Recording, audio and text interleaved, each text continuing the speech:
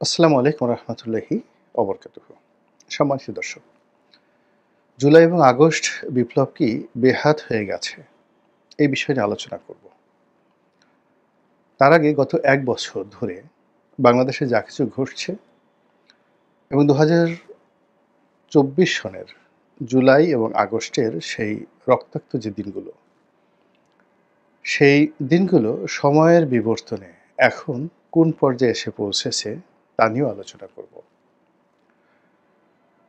আমরা জানি যে জুলাই এবং আগস্ট বাঙালির জাতীয় জীবনে অত্যন্ত তাৎপর্যপূর্ণ একটি ঘটনা।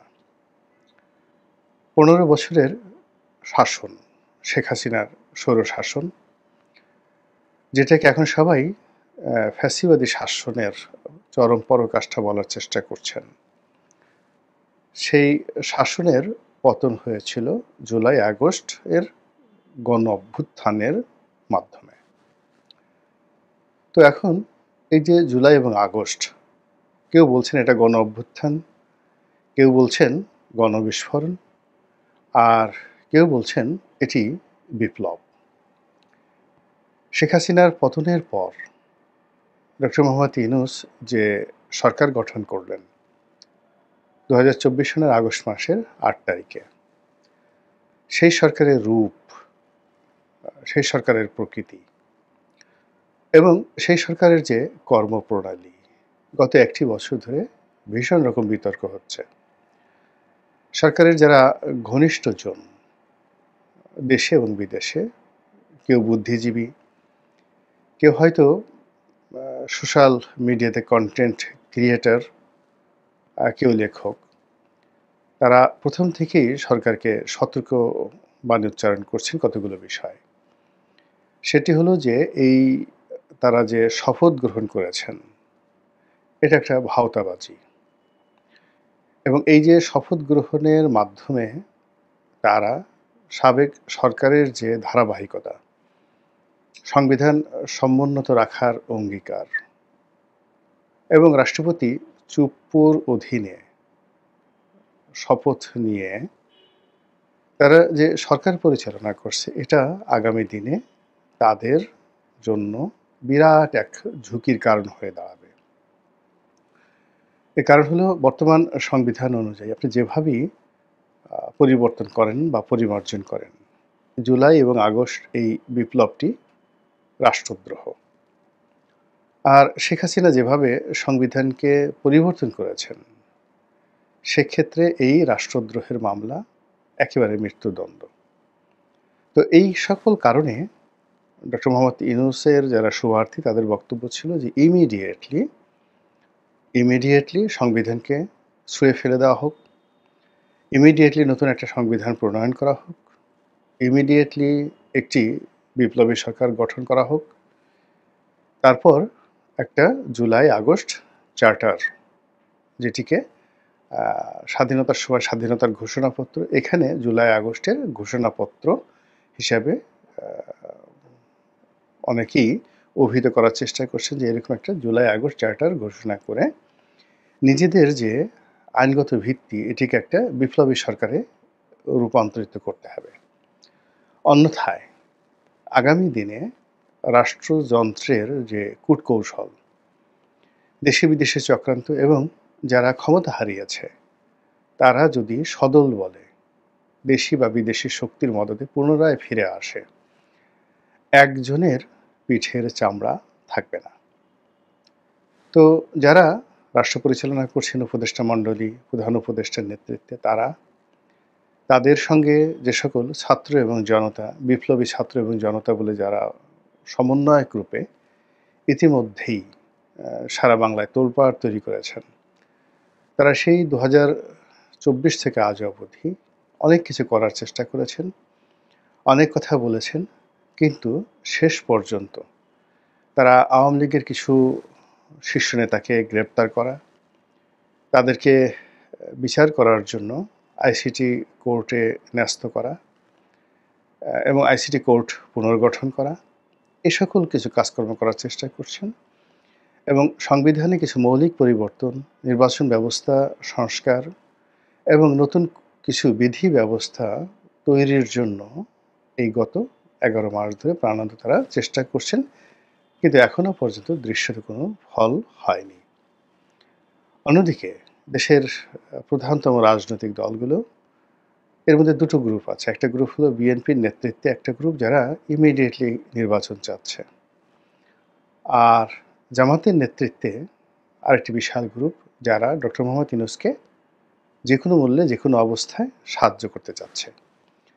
ডক্টর মোহাম্মদ ইউনূস যদি নির্বাচন দিতে চায় বা উনি যদি নির্বাচন দিতে না চান, তিনি যেভাবে নির্বাচন পদ্ধতির কথা বলে সময় ক্ষেপণ করার চেষ্টা করছেন, তিনি যেভাবে স্থানীয় সরকার আগে নাকি জাতীয় নির্বাচন আগে এই বিষয় নিয়ে বিতর্ক করার চেষ্টা করছেন, তিনি যেভাবে নির্বাচনের দিন ক্ষণ কাল নিয়ে বিতর্ক তৈরি করার চেষ্টা করছেন, ডিসেম্বর থেকে জুন, জুন থেকে এপ্রিল, এপ্রিল থেকে আবার ফেব্রুয়ারি। তো উনি যাই বলছেন না কেন, জামাতের নেতৃত্বে একটা বিশাল গ্রুপ তারা হৈ হৈ রই রই করে তার পক্ষ অবলম্বন করছেন।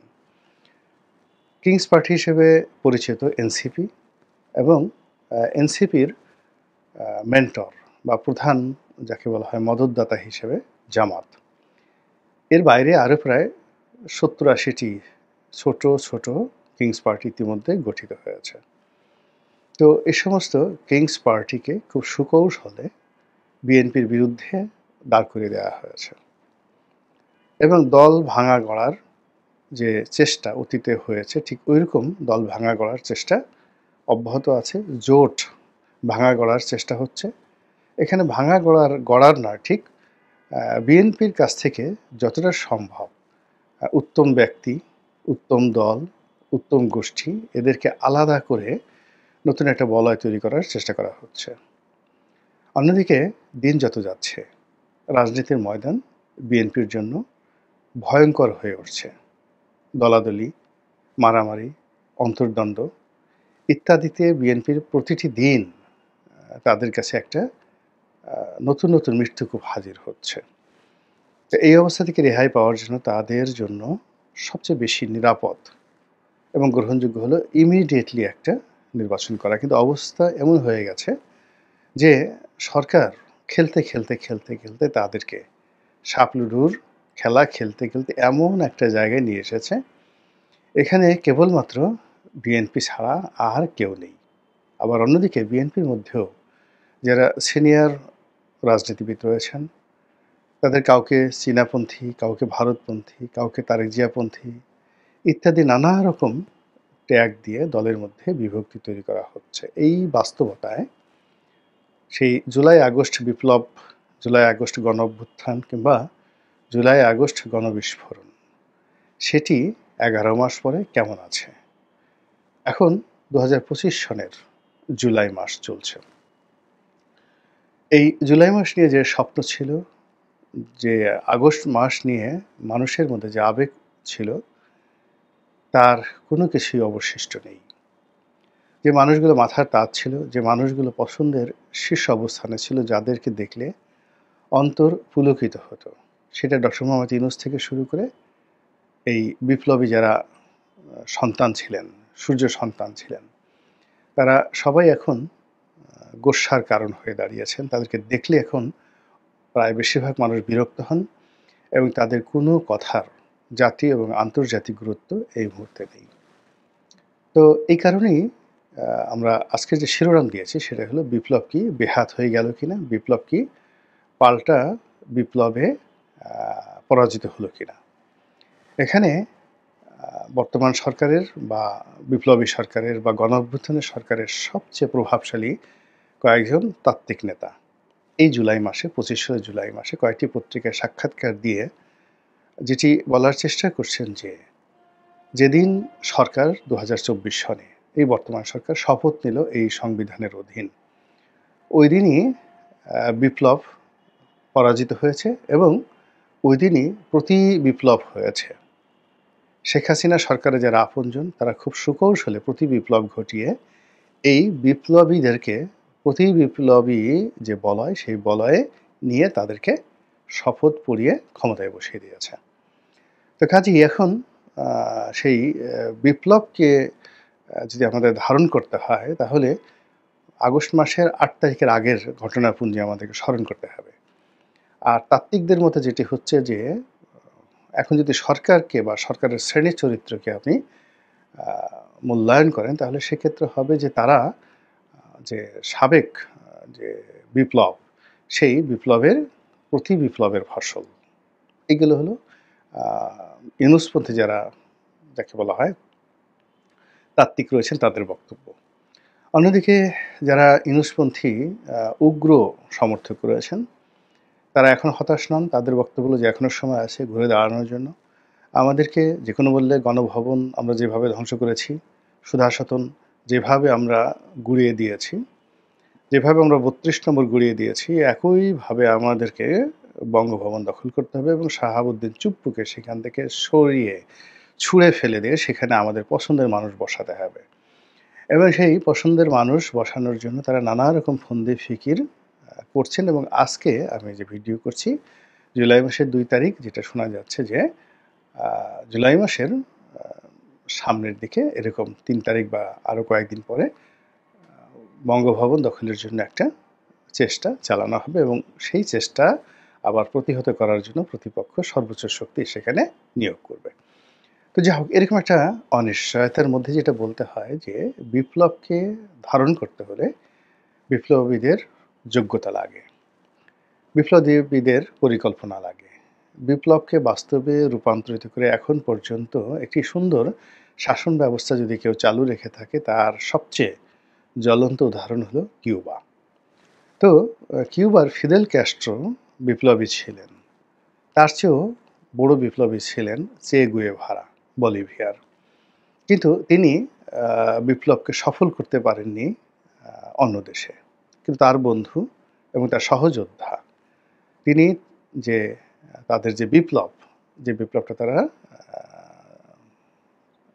ঘটিয়েছিলেন সেই বিপ্লবকে সার্থকতায় রূপ দিয়েছিলেন সেই কিউবার ফিদেল ক্যাস্ট্রো। এর কারণ হলো তার পরিকল্পনা ছিল, ম্যান পাওয়ার ছিল এবং তিনি সেনাবাহিনী থেকে শুরু করে পুলিশ বাহিনী থেকে শুরু করে সব কিছুর মধ্যে তিনি তার বিপ্লবের সহযোদ্ধাদেরকে তিনি ঢুকিয়ে এবং তারা ছিলেন দক্ষ, অভিজ্ঞ এবং যাদেরকে পরাজিত করা হয়েছিল তাদেরকে শাসন করার মতো, তাদেরকে বিচার করার মতো যথেষ্ট যোগ্যতা সম্পন্ন। কিন্তু বাংলাদেশে আসলে সেই ঘটনা ঘটেনি।